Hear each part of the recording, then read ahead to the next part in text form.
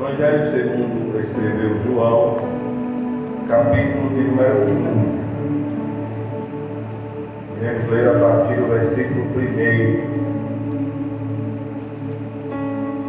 Texto bem conhecido da igreja. João, capítulo 15, e o verso 1, que diz assim: Eu sou a videira verdadeira, e meu Pai é o agricultor. Versículo 2 diz: Todo ramo que estando em mim não der fruto, ele corta, e todo o que dá fruto limpa, para que produza mais frutos ainda. Vós já estáis limpos pela palavra que vos tenho falado. Permanecei em mim, e eu permanecerei em vós.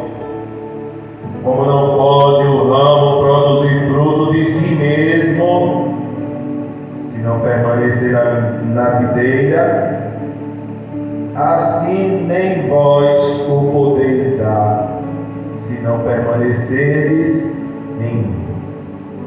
Eu sou a videira, vós os ramos. Quem permanece em mim e eu nele, esse dá muito fruto, porque sem mim nada podeis fazer. Quantos podem dizer amém? Amém. Vamos estar orando também, agradecendo a Deus pela leitura da palavra, e que o Senhor nos ajude também a estar aqui falando não que nós gostaríamos de falar, mas aquilo que Deus quer falar com cada um de nós. Amém, meus irmãos? Quando imaginam orar conosco? Orem-nos então. Eterno Deus e bendito Pai, te agradecemos, ó Deus, por a palavra que foi lida nesta manhã. Te agradecemos, ó Deus, porque nesta manhã, Senhor, sabemos que o Senhor já tem falado conosco, ó Deus, através de tudo que tem sido realizado aqui, Pai. Continua falando conosco nesta hora também, ó Deus, através da Tua palavra. Tudo isso nós te oramos e te agradecemos em nome de Jesus, e a igreja diz: amém. Por sentar, minhas irmãs, em nome do Senhor Jesus. Essa semana eu tive uma experiência interessante. A experiência, no fundo, ela é muito interessante, né? E todos nós temos experiências. Um crente que não tem experiência é um crente que vive apenas no mundo teórico. Isso não é possível. Genuinamente, um crente em Cristo Jesus, ele passará por muitas experiências. Mas é preciso termos muito cuidado com as experiências, porque não é as experiências que conduzem a minha vida. Quem conduz a minha vida é a palavra de Deus. As experiências devem me conduzir até a palavra de Deus. Quando tenho uma experiência da parte de Deus, eu devo olhar para tudo aquilo que eu vivi através daquilo que está escrito. Essa experiência deve me conduzir a Deus, deve me conduzir àquilo que a sua palavra diz, de tal maneira que aquilo que a Bíblia diz é mais importante ou é superior a qualquer experiência que nós tenhamos, porque podemos nos enganar, irmãos, com as experiências, mas não temos como nos enganar com a palavra de Deus. O que eu estou querendo dizer para os irmãos é que o meio instituído por Deus para que a gente aprenda, para que a gente viva, para que a gente siga, para que a gente caminhe, não é qualquer percepção humana, minha ou sua, ou do seu coração, ou da nossa mente, ou talvez uma experiência qualquer. Eu fiz assim, deu certo. Não, eu ando e caminho por aquilo que Deus me revela primeiramente através da sua palavra. É bem verdade que Deus colocou nossos pastores para nos instruir na palavra, mas tudo tem origem na palavra. Nós louvamos a Deus porque essa igreja É uma igreja que está estabelecida na palavra. Irmãos? A diferença, o crescimento, aquilo que nós vemos, vem de uma igreja genuinamente fundada na palavra de Deus. Que tem movimento aí fundado em experiência humana. E como dizia para os irmãos, essa semana tive uma experiência interessante. Eu estava na igreja, no COI ali, sábado à tarde, e chegou 2 missionários da igreja dos mormons. Chegou lá na igreja, eu estava na porta, pediu para ir no banheiro, e foram ao banheiro e voltaram. E quando voltaram, o Senhor tocou no meu coração e me inquietou. No meu coração, nos meus pensamentos, só me vinha a seguinte direção: não é possível que esses homens entrem aqui e não escutem a palavra de Deus. E por mais que eu não queria abordá-los, mas havia um incômodo para que eu falasse a palavra de Deus para aquele casal, para aquela dupla de jovens, para aqueles 2 jovens que estavam ali. E eu os abordei, perguntei que eles eram, eles disseram que eram missionários, perguntei de onde eram, e eles disseram de Santa Catarina e de outro lugar que não me recordo. E eu percebi que em suas mãos havia um livro que não era a Bíblia. E eu disse para eles: vocês só carregam este livro ou vocês também têm a Bíblia? E ele mostrou no seu bolso um Novo Testamento. Disse: nós temos a Bíblia também.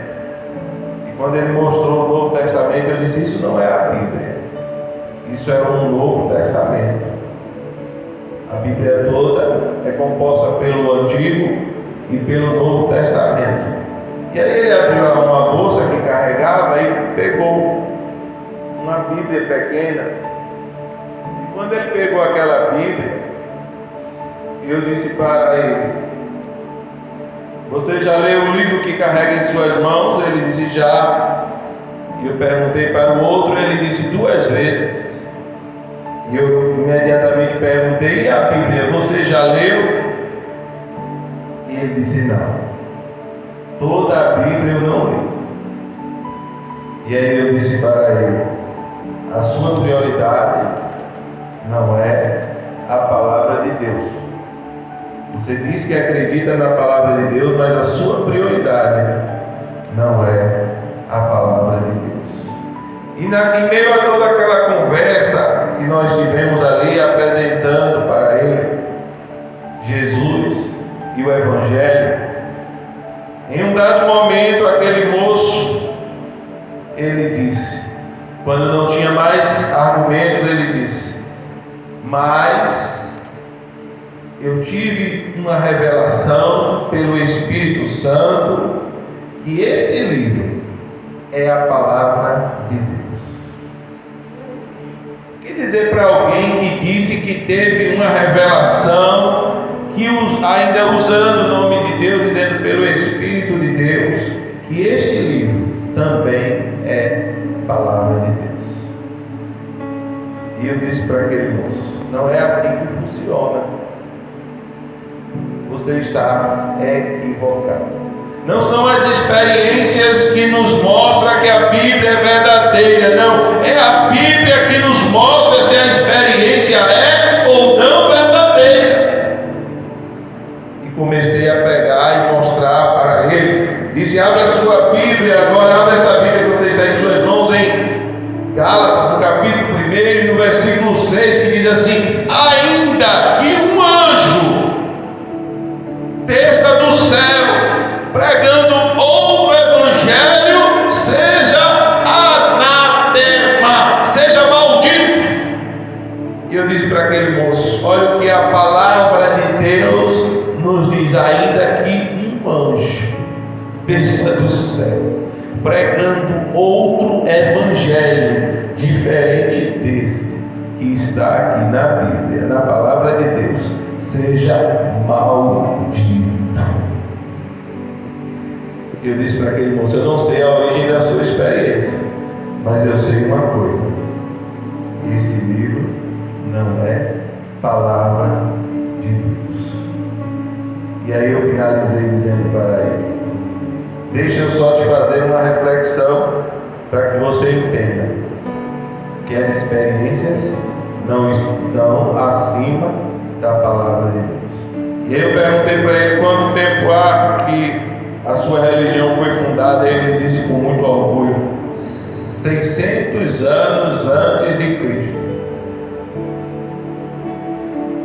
Eu disse: aonde está escrito na Bíblia que Deus ensinou, leu, aonde está escrito que Jesus ensinou, leu ou pregou sobre este livro que você carrega? Eu disse para ele: Jesus falou sobre Moisés? Ele disse sim. Jesus falou sobre Abraão? Ele disse sim. Jesus falou sobre Isaías? Sim. Jesus falou sobre os Salmos? Sim. Jesus lia na sinagoga o Antigo Testamento? Sim. Aonde está escrito que Jesus leu esse livro ou mostrou este livro em algum momento? Aonde está esse texto? Aonde está esse versículo? E ele disse: não tem. Estou dizendo isso para os irmãos com um único objetivo: de mostrar que a palavra de Deus é quem nos rege, é quem nos guia, e não as experiências. As experiências confirmam a palavra. A palavra é quem dá o rumo, e a experiência nos conduz à palavra, e não o inverso. É lamentável que algumas pessoas têm vivido por experiências. Dizia para aquele moço ainda que há pessoas que dizem que a sua religião iniciou porque um anjo desceu não sei aonde e trouxe não sei o que. E cada um com a sua experiência. Mas quando nós lemos a palavra de Deus, e agora vamos refletir na palavra de Deus, quando nós lemos a palavra de Deus, percebemos que é necessário que tenhamos uma dependência de Deus na pessoa do Senhor Jesus. E algumas coisas precisam estar bem claras em nossa vida, em nosso relacionamento para com Deus. E aí a Bíblia diz em João, no capítulo 15, no versículo 1: eu sou a videira e meu pai é o agricultor. E ele continua dizendo: todo ramo que estando em mim não der fruto, ele o corta. Então perceba, irmãos, a primeira realidade do texto. Jesus é a videira, o seu pai é o agricultor, e nós somos ramos. Qualquer coisa que nós pensemos a respeito de nós, diferente disso, que somos ramos e que só temos vida se estivermos ligados a Cristo, e que só podemos fazer alguma coisa se estivermos ligados a Cristo. Qualquer coisa que pensemos diferente disso, estaremos fundados ao fracasso. E aí Jesus diz: todo ramo que estando em mim, é necessário estar em Cristo Jesus. Percebam que essa palavra não é uma palavra para aquele que estava lá fora no mundo. Perceba que essa palavra não é uma palavra para a multidão. Talvez alguém, ao ouvir essa palavra, diga: mas nós já aceitamos a Jesus e já recebemos a Jesus, e essa palavra ela é para alguém lá de fora. Não, 1000 vezes não. A palavra é para nós, é para mim, é para você, é para a igreja do Senhor. Temos que estar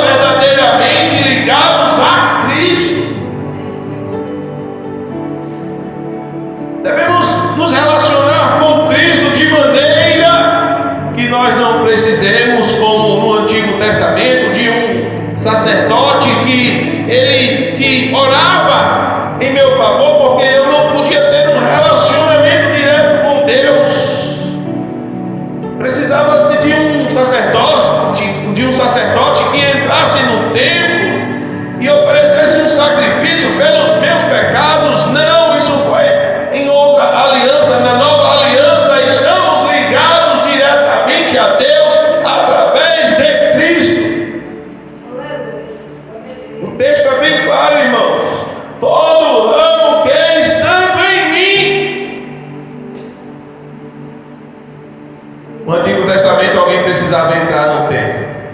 O sacerdote entrava no templo, oferecia sacrifício pelo povo, pelos pecados do povo. O sacerdote intercedia pelo povo. Até hoje tem religiões que usam desse sistema de sacerdócio, aonde é necessário a confissão não a Deus, mas ao homem, para que o homem possa oferecer algum tipo de sacrifício ou de penitência, dizendo faça isso ou faça aquilo, para que Deus te perdoe.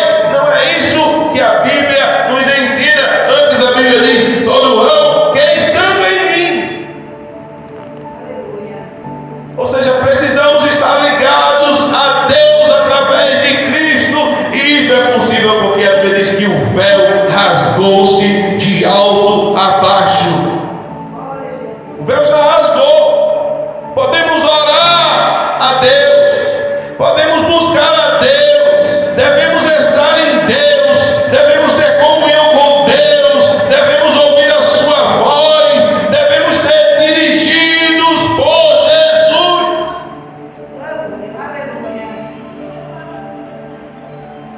Tem muita gente pensando que a gente é maluco, que quando a gente diz que ouviu a voz de Deus, o incrédulo não acredita. Esses crentes é tudo louco. Eles dizem que ouvem a voz de Deus, mas é isso que a Bíblia nos mostra, que devemos estar ligados a Deus através de Cristo. Devemos estar em Cristo, ter uma experiência pessoal com Ele, de tal forma que estejamos tão ligados a Ele, que Ele nos conduza.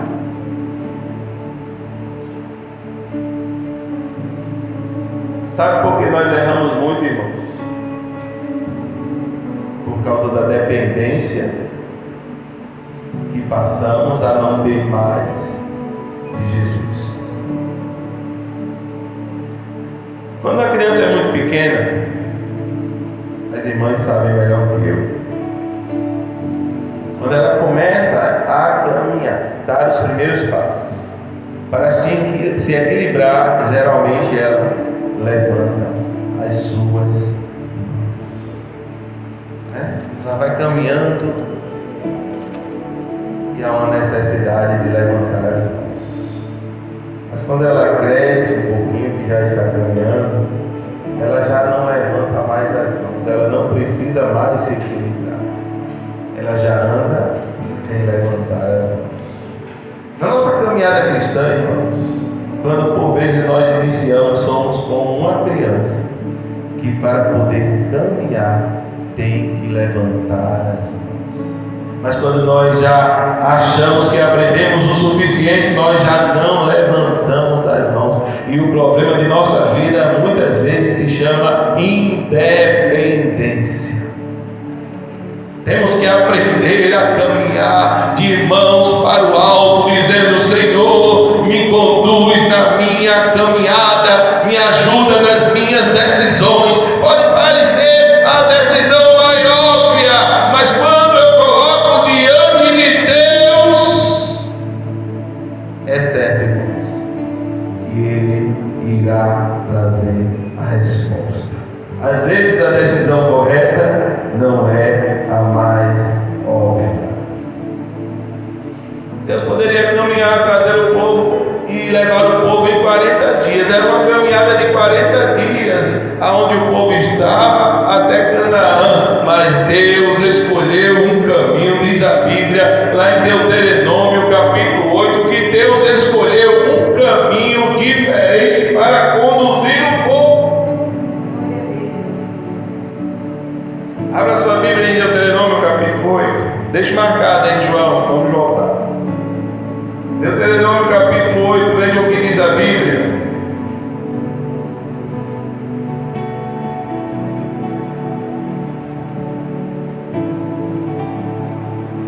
Cuidareis, versículo 1, cuidareis de cumprir todos os mandamentos que hoje vos ordeno, para que vivais e vos multipliqueis e entreis e possuais a terra que o Senhor prometeu sob juramento a vossos pais. Versículo 2 diz assim: recordar-te-ás de todo o caminho pelo qual o Senhor teu Deus te guiou no deserto estes 40 anos, para te humilhar, para te provar, para saber o que estava no teu coração, se guardarias ou não os seus mandamentos. Ele te humilhou, versículo 3, e te deixou ter fome, e te sustentou com o maná que tu não conheces, nem teus pais o conheciam,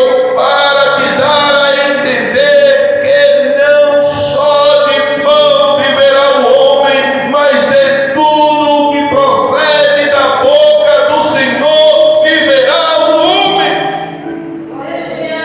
E o que é que a Bíblia está dizendo aqui para o povo? Eu te fiz andar por 40 anos no deserto, te permiti ter fome, te sustentei, fiz um pão cair do céu para um único motivo, para que vocês aprendessem a depender de mim.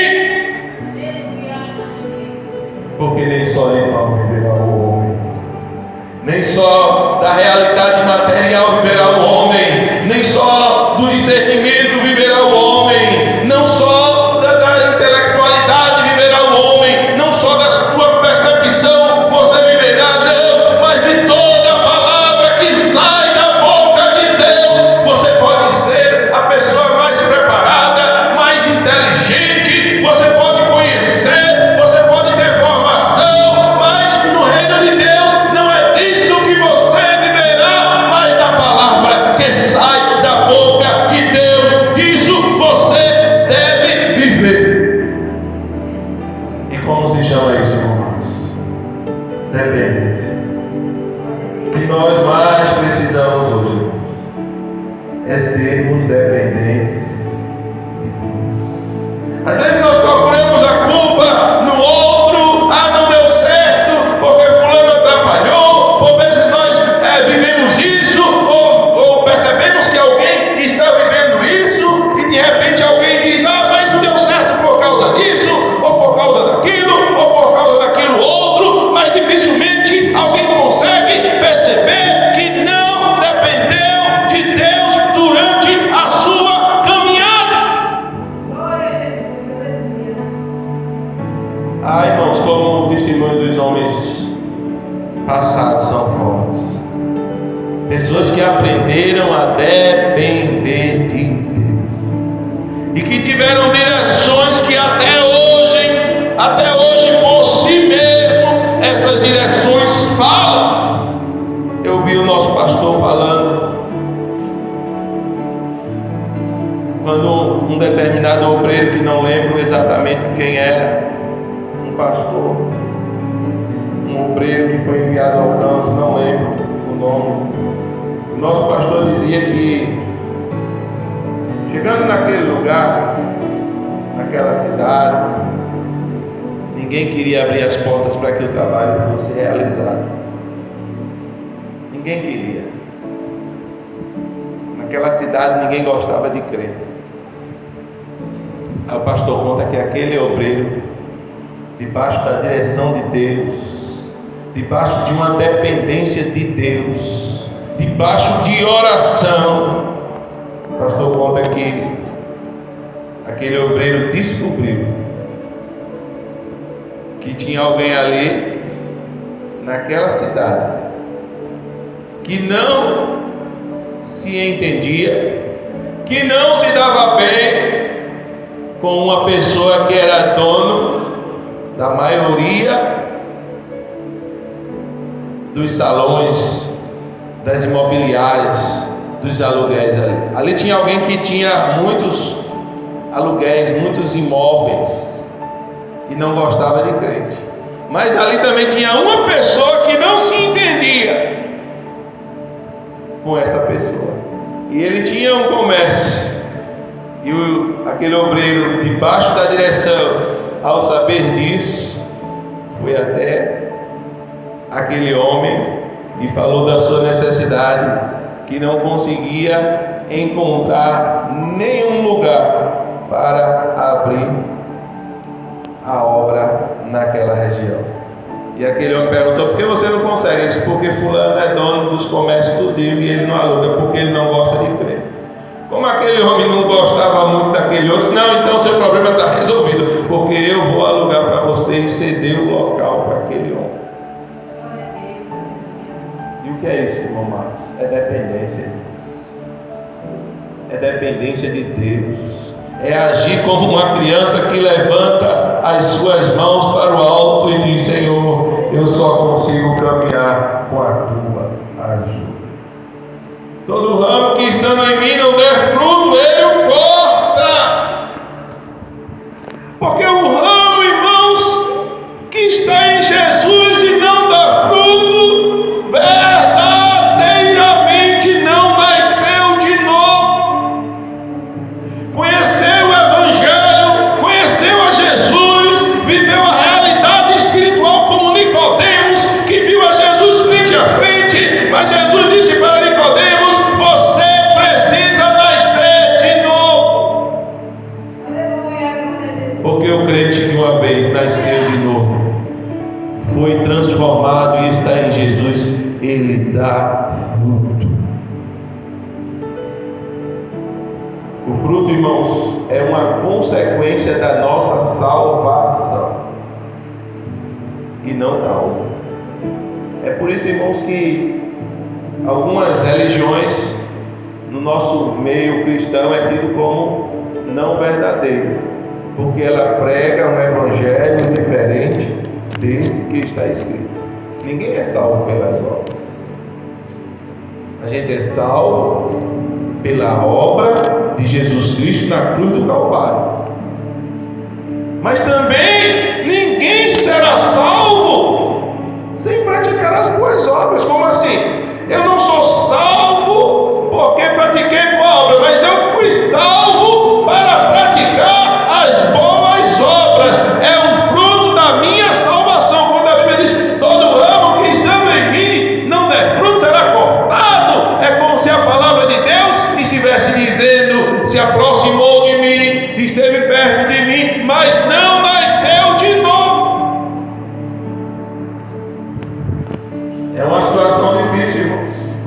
Mas em Mateus no capítulo 7 a Bíblia diz que essa realidade é uma realidade verdadeira.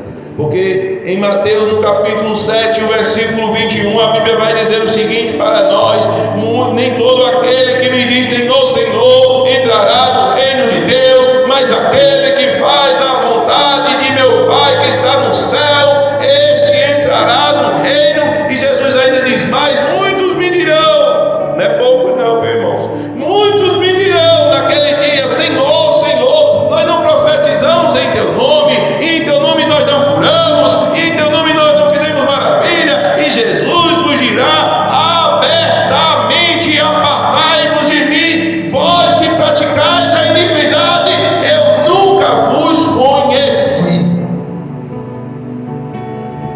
Agora sabe quando é isso, irmão? No dia do julgamento. No dia do julgamento, diante de Deus, o camarada, ele jura de pé junto por as suas experiências que ele é salvo. E ele é capaz de chegar diante do Senhor e questionar o ato de juízo do Senhor, dizendo: mas Senhor, como assim? Eu não curei, eu não realizei, eu não fiz, eu não falei do teu nome. Lembra do que eu disse para os irmãos no início? A experiência é muito importante diante da palavra de Deus. Mas sem a palavra de Deus, a experiência poderá não ter tanto valor assim.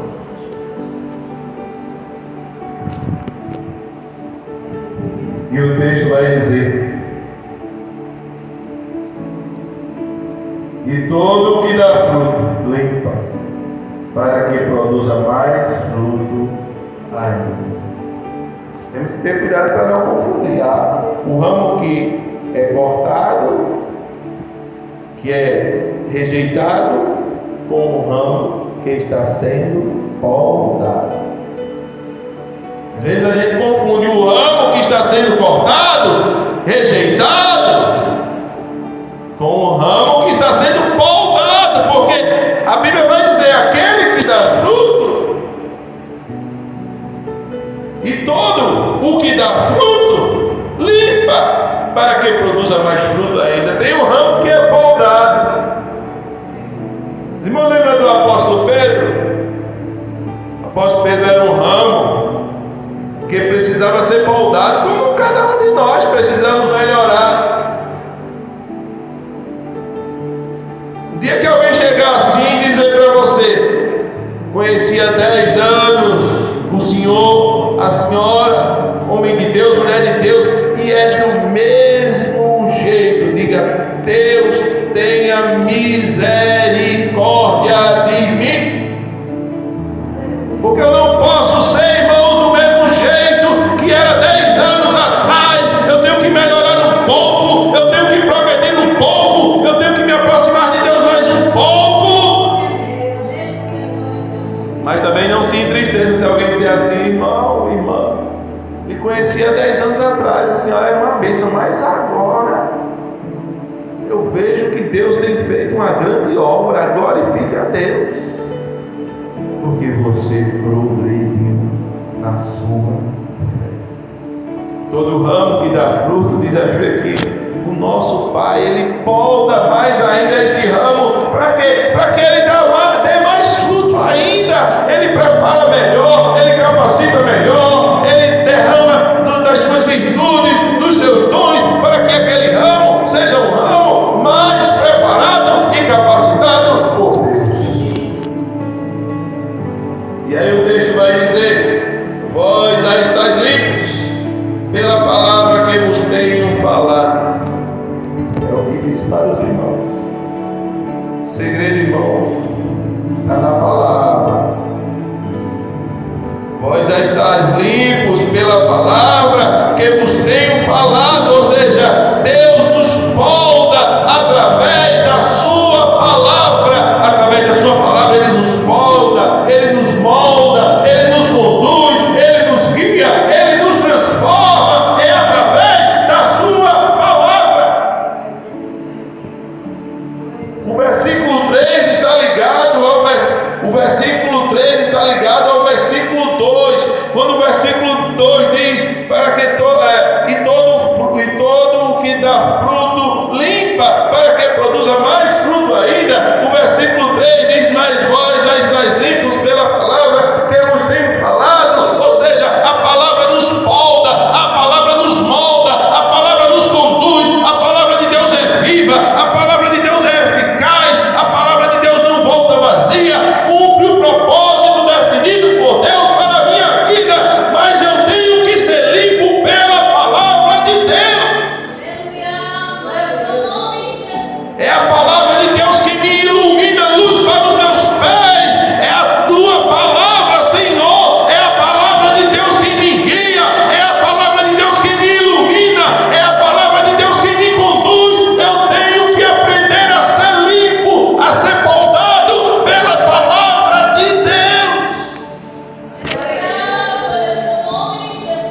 Os fariseus conheciam a palavra de Deus, mas ele preferia a sua religiosidade. O capítulo 15 de Mateus é uma realidade dura, porque no capítulo 15 de Mateus os fariseus chegam para Jesus e questionam Jesus porque os seus discípulos comiam sem lavar as mãos. Qual era a queixa dos religiosos? Qual era a queixa dos fariseus para com os discípulos de Jesus? Comer sem lavar as mãos. Aí eles dizem assim: Jesus, porque os teus discípulos transgridem a tradição dos nossos pais? Aí Aí Jesus para e diz assim para eles: e porque vocês transgredis a lei de Deus por causa da vossa tradição?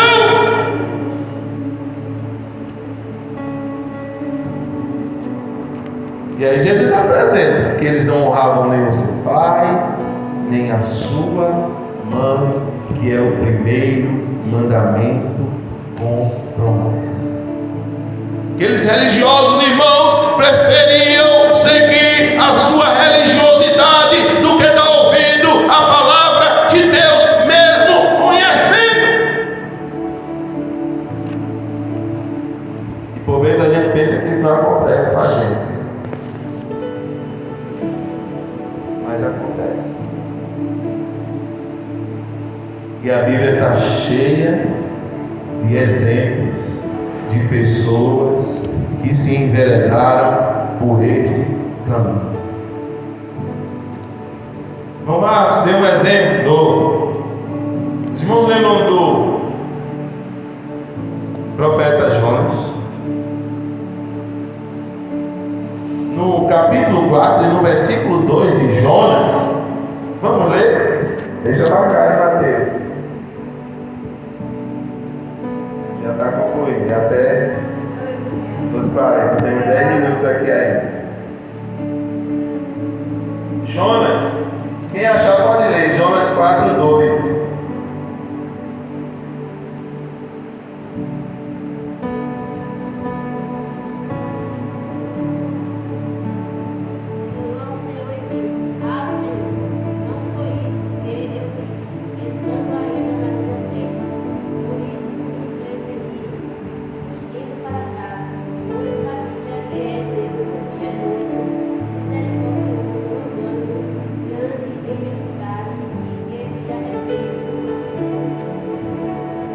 Muito bem.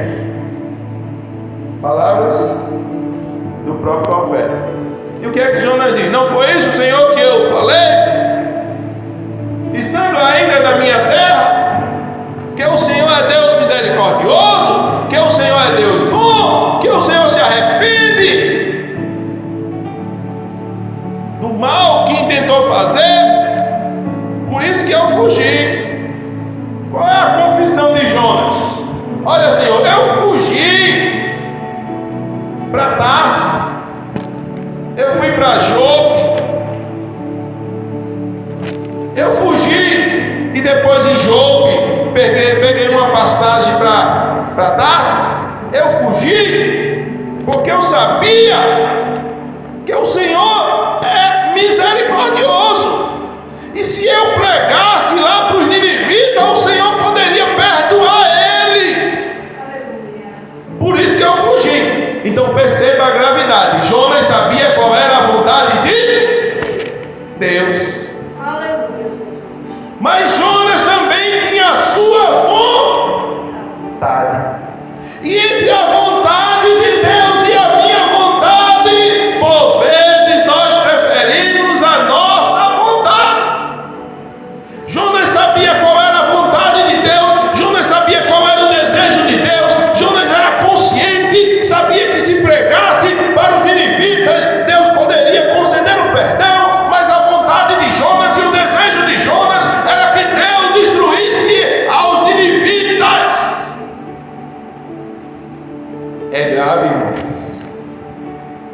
É grave porque Jonas queria que a sua vontade prevalecesse. Não é muito diferente dos fariseus, que por causa da sua tradição rejeitavam a palavra de Deus.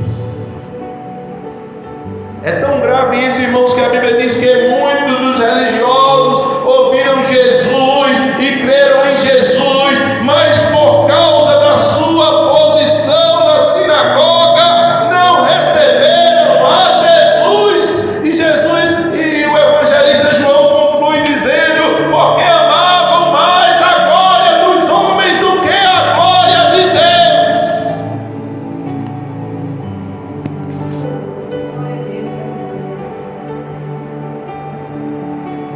Vós estáis limpos pela palavra que vos tenho falado. Permanecei em mim e eu permanecerei em vós. Existe uma responsabilidade nossa e existe uma resposta de Deus. Não é Jesus quem permanece em mim, é eu que permaneço nele. Ele já é fiel, ele já é verdadeiro. Existe uma responsabilidade pessoal minha, é eu que tenho que permanecer em Jesus. Permanecei em mim, Jesus disse, e eu permanecerei em vós. Ou seja, ele já é fiel, ele já é verdadeiro, ele já é aquele no qual cumpre com as suas promessas, mas é necessário que eu permaneça em Jesus, que eu persevere em Jesus, que eu esteja em Jesus e que eu ande nele.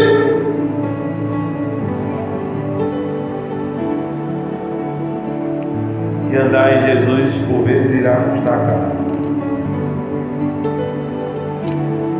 Por vezes não será fácil, por vezes trará incompreensões. Estar em Jesus e andar em Jesus e seguir a vontade de Jesus, por vezes custará um preço muito caro. A pergunta é: qual dos profetas não foram perseguidos? Os irmãos lembram de João Batista? João Batista era filho de Zacarias. Zacarias era um sacerdote da antiga aliança. E o interessante, irmãos, que talvez não houvesse uma função a não ser o rei maior que a função do sacerdote. Era uma função extremamente respeitada, extremamente reverenciada. O sacerdote era aquele que entrava no templo e oferecia sacrifício pelo povo. O sacerdote era aquele que colocava, era o mediador que colocava o povo diante de Deus. O sistema da antiga aliança era esse. Era uma função extremamente importante. E por direito, o filho do sacerdote tinha como direito ser sacerdote. A Bíblia diz que João não seguiu os passos do seu pai. Ele renunciou, irmãos. Mas ele renunciou àquela posição tão grande, tão alta, tão excelente. Ele renunciou, mas ele o fez por causa da direção de Deus na sua vida. Foi Deus quem lhe dirigia os passos. Abra sua Bíblia em Lucas, já estou encerrando, mas deixa João aí marcado. Abra sua Bíblia em Lucas, no capítulo de número 1, se não me falha a memória, no versículo 80. Ou é o 1, ou é o 2. Mas o verso é o 80. É isso mesmo. Lucas, capítulo 1, e o versículo 80. Veja o que a Bíblia diz. O menino crescia e se fortalecia em espírito, e viveu nos desertos até o dia em que havia de manifestar-se a Israel. Era filho de sacerdote, mas viveu quase que 30 anos no deserto, e só se manifestou quando o Senhor assim estabeleceu. Mas ele abriu mão, irmãos, daquela posição tão nobre, tão importante, para viver no deserto. A gente pensa que o ministério de João pela sua grandeza. Foi um ministério tão grande, tão longo, tão enorme. O ministério de João Batista, irmão, durou 6 meses. 6 meses. Aos 30 anos de idade, João começa a anunciar o caminho e a pregar, e a Bíblia registra praticamente as poucas mensagens de João, dizendo: arrependei-vos, raça de víbora, buscai o caminho. E aí ele começa a falar do caminho que é Jesus. Mas a Bíblia diz que de todos os profetas que existiram, João Batista é o maior de todos, porque abriu mão daquilo que tinha por direito, daquilo que tinha por excelente, de ser um sacerdote, de estar no templo oferecendo sacrifício, de ter as honras, de ter a posição. Abriu mão de tudo isso para estar no deserto. E depois de enfrentar um ministério de 6 meses, o qual lhe levou à morte. E por que João Batista morreu? Porque fez um mal a alguém? Não. Porque falou a verdade. Porque foi diante do rei e disse: olha, a palavra de Deus diz assim. Quando João Batista fez isso, a esposa, a mulher do rei, disse: eu quero a cabeça dele em uma bandeja, porque ele pregou esta palavra e falou a verdade. Seguir a Jesus, andar com Jesus, por vezes custará um sacrifício muito grande. Mas também Jesus disse: dentre os que nasceram de mulher, não houve nenhum profeta maior do que isso. Alcançou o testemunho do Senhor Jesus Cristo. E aí, irmãos, para concluirmos, versículo 5: eu sou a videira, vós os ramos, quem permanece em mim, eu nele, este dá muito fruto, porque sem mim nada podeis fazer.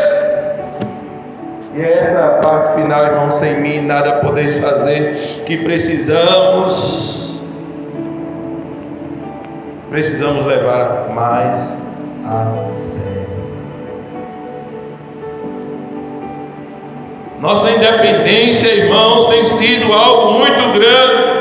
A palavra primeiro começa aqui na minha vida e falando ao meu coração, e se estende também a cada um dos irmãos. Mas a nossa dependência na caminhada cristã tem sido algo que nos tem trazido muito prejuízo, porque achamos que temos condições de escolher com a nossa visão, com os nossos olhos, com os nossos sentidos. Achamos que temos condições de tomar a decisão certa, e por vezes nos esquecemos de depender de Deus e de orar a Deus e de buscar a Deus. Antigamente, quando se dependia mais de Deus, as operações eram bem mais numerosas. Precisamos voltar à dependência de Deus. Eu encerro, irmãos. Eu concluo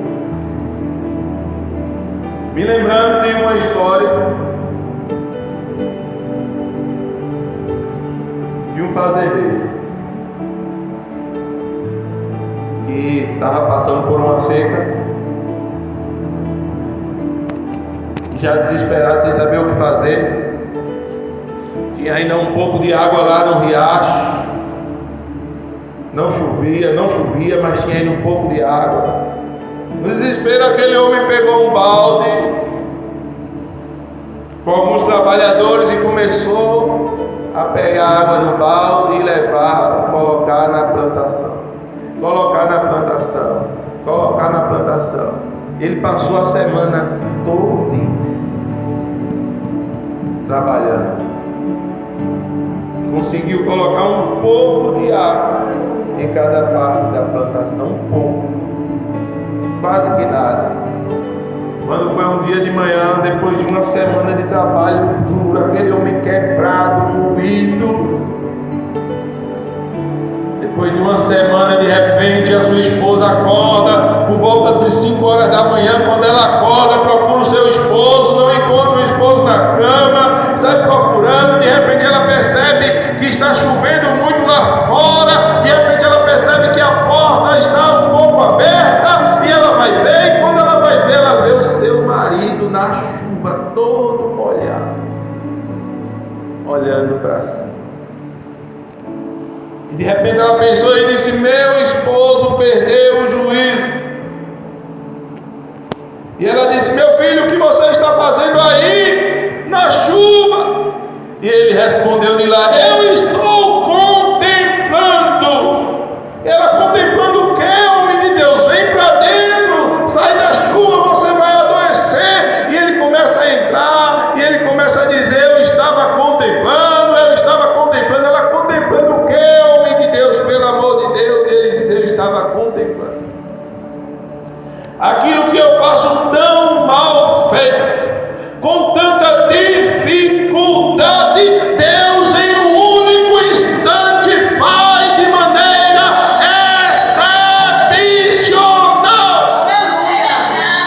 Aquele homem passou a semana toda, irmãos, para colocar um pingo de água naquela plantação, mas Deus em um instante, em um momento, alagou tudo, encharcou tudo. Aquilo que você faz sofrendo, moendo, gemendo, com muita dificuldade, Deus é capaz de fazer em um único instante, em um único momento, de maneira abundante. Por isso dependa de Deus em todas as suas ações. Aprenda a depender de Jesus, porque nesta manhã Ele está dizendo para nós: sem mim nada podeis fazer. Ah, mas está difícil. Se eu e você não depender de Jesus, vai ficar mais difícil ainda, porque sem Ele, sem a participação dEle, sem Ele estar à frente, eu e você não pode fazer nada. Para a minha glória e para a tua glória não vai nada para frente, mas para a glória dEle, para o louvor dEle, debaixo de dependência, as coisas irão para frente. Por isso, dependa de Deus. Fale menos e ore mais. Faça menos e espere mais em Deus. Haja menos e dependa mais de Deus. Seja mais dependente. Comece a levantar as mãos como uma criança que está aprendendo a andar e dizendo: Deus, ajuda na minha caminhada. Seja mais dependente de Deus. Sem mim nada podeis fazer. Meus irmãos, que Deus nos abençoe em nome do Senhor Jesus.